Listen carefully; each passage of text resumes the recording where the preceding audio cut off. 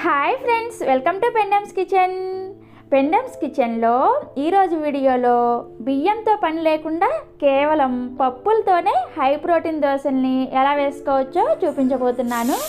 ఈ దోశ చాలా చాలా టేస్టీగా ఉంటుంది అండ్ మన ఆరోగ్యానికి కూడా చాలా అంటే చాలా మంచిది. నాన్ వెజ్ కన్నా కూడా ఈ దోశల్లో అధిక శాతం ప్రోటీన్ ఉంటుంది కాబట్టి తప్పకుండా వీడియో మొత్తం చూసి మీరు కూడా ఒకసారి ట్రై చేసి చూడండి. సో ఇక లేట్ చేయకుండా బియ్యంతో పని లేకుండా పప్పులతోనే ఈ ఆరోగ్యకరమైన హై ప్రోటీన్ దోశలను ఎలా వేసుకోవచ్చో ఈ వీడియోలోకి వెళ్ళి చూసేయండి. ఈ దోశల్ని ప్రిపేర్ చేసుకోవడానికి ఫస్ట్ ఇలా ఒక గిన్నెని తీసుకొని అందులోకి 1 కప్పు కందిపప్పును వేసుకోండి. ఈ కందిపప్పులో 100 గ్రాముల కందిపప్పుకి మనకి 25 గ్రాముల ప్రోటీన్ ఉంటుందన్నమాట.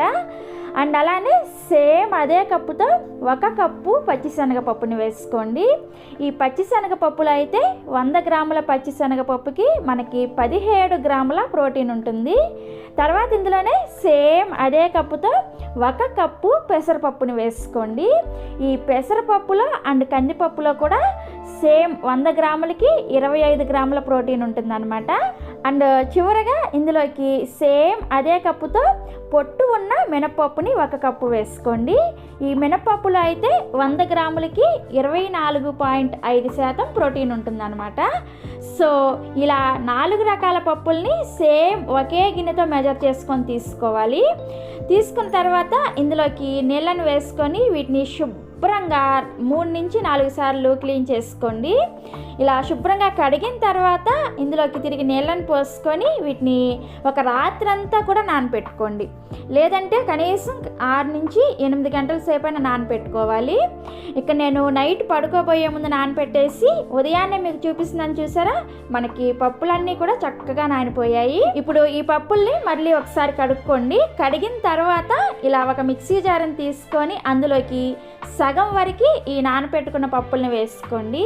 వేసుకొని ఇందులోకి 1 ఇంచు అల్లాన్ని ఇలా చిన్న ముక్కలుగా కట్ చేసి వేసుకోండి. అండ్ అలానే 2 పచ్చిమిర్చిని కూడా వేసుకోండి. తర్వాత 1 టీ స్పూన్ జీలకర్ర అండ్ మీ రుచికి సరిపడా ఉప్పును కూడా వేసుకోండి. సో ఇవన్నీ వేసుకున్న తర్వాత ఈ పప్పుల్ని గ్రైండ్ చేసుకోవడానికి అవసరమైన నీళ్ళని పోసుకొని పిండిని ఈ విధంగా ఇలా నురగలాగా వచ్చే వరకు గ్రైండ్ చేసుకోవాలి. ఇలా గ్రైండ్ చేసుకున్న పిండిని ఒక గిన్నెలోకి వేసేసుకోండి. ఇదే విధంగా మిగిలిన పప్పులను కూడా గ్రైండ్ చేసేసుకొని ఇదే గిన్నెలోకి వేసేసుకోండి. సో ఇలా పిండిని గ్రైండ్ చేసుకున్న తర్వాత ఇందులోకి మీరు కావాలంటే 1 టీ స్పూన్ నిమ్మరసాన్ని వేసుకోవచ్చు. ఇలా నిమ్మరసాన్ని వేసుకుంటే ఏంటంటే దోశ అనేది చప్పగా లేకుండా ఉంటుందన్నమాట. నేనైతే ఇక్కడ వేయలేదు, మీరు కావాలంటే 1 టీ స్పూన్ నిమ్మరసాన్ని వేసుకోండి. సో మనకి దోశలు వేసుకోవడానికి దోశల పిండి రెడీ అయిపోయింది. ఇప్పుడు లేట్ చేయకుండా ఈ హై ప్రోటీన్ దోశని క్రిస్పీగా రావాలంటే ఎలా వేసుకోవాలో చూపిస్తాను. దోశను వేసుకోవడానికి స్టవ్ ఆన్ చేసి ఇలా దోశల పెనాన్ని పెట్టుకొని పెనాన్ని మీడియంగా వేడి చేసుకోండి. మీడియంగా వేడైన పెనం మీద ఇలా కొద్దిగా నీళ్ళని చిలకరించుకొని టిష్యూ పేపర్తో కానీ లేదంటే కాటన్ క్లాత్తో కానీ క్లీన్ చేయండి. అదే మీది కొద్దిగా పాత పెనం అయితే ఉల్లిపాయతో ఒకసారి రుద్దుకున్నారంటే మనకి దోశ అనేది చక్కగా వస్తుంది అనమాట. సో ఇలా క్లీన్ చేసుకున్న తర్వాత మంటని లో ఫ్లేమ్లోకి పెట్టుకొని మనం ఆల్రెడీ గ్రైండ్ చేసుకున్న పిండిని ఒకసారి కలుపుకొని అప్పుడు ఒక గరిటెడు పిండిని ఇలా పెనం మీద వేసుకొని నెమ్మదిగా స్ప్రెడ్ చేసుకున్నారంటే దోశ మనకి పల్చగా నార్మల్ దోశలాగా వచ్చేస్తుంది. దోశ చూసారా ఎంత పల్చగా వచ్చిందో. ఇలా పల్చగా స్ప్రెడ్ చేసుకున్న తర్వాత దీని మీద మీరు కావాలంటే సన్నగా తరిగిన ఉల్లిపాయ ముక్కలు, సన్నగా తరిగిన పచ్చిమిర్చి ముక్కలు, అలాగే సన్నగా తరిగిన కొత్తిమీర కొద్దిగా, సన్నగా తురిమిన క్యారెట్ కొద్దిగా, ఇలా మీకు నచ్చినవి వేసుకోవచ్చు. అంటే మనం పెసరట్టు మీద వేసుకుంటాం కదా, సో అలా మీకు నచ్చిన వెజిటేబుల్స్ అన్నీ వేసుకోవచ్చు. నేనైతే ఇక్కడ సన్నగా తరిగిన ఉల్లిపాయ అండ్ సన్నగా తరిగిన క్యారెట్ మాత్రమే వేసాను అనమాట. ఇలా ఇవన్నీ వేసుకున్న తర్వాత గరిటతో ఒకసారి ఇలా అద్దుకున్నారంటే మనకి ఇవన్నీ కూడా దోశకు చక్కగా స్టిక్ అయిపోతాయి.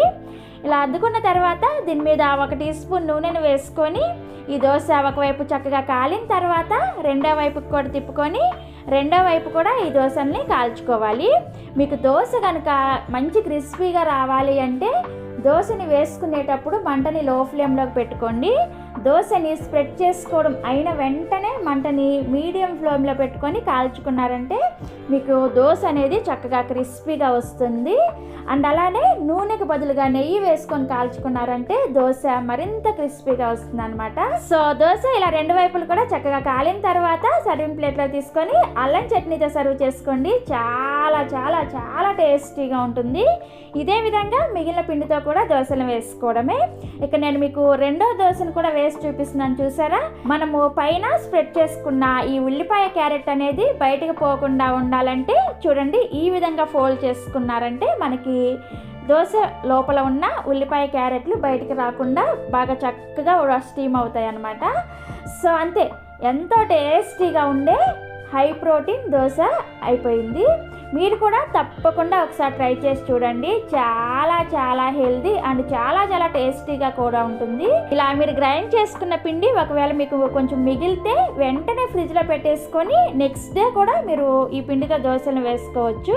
2 రోజుల కన్నా ఎక్కువ ఈ పిండి అనేది నిల్వ ఉండదు, ఎందుకంటే మనం అన్ని పప్పులనే వేసుకున్నాం కదా.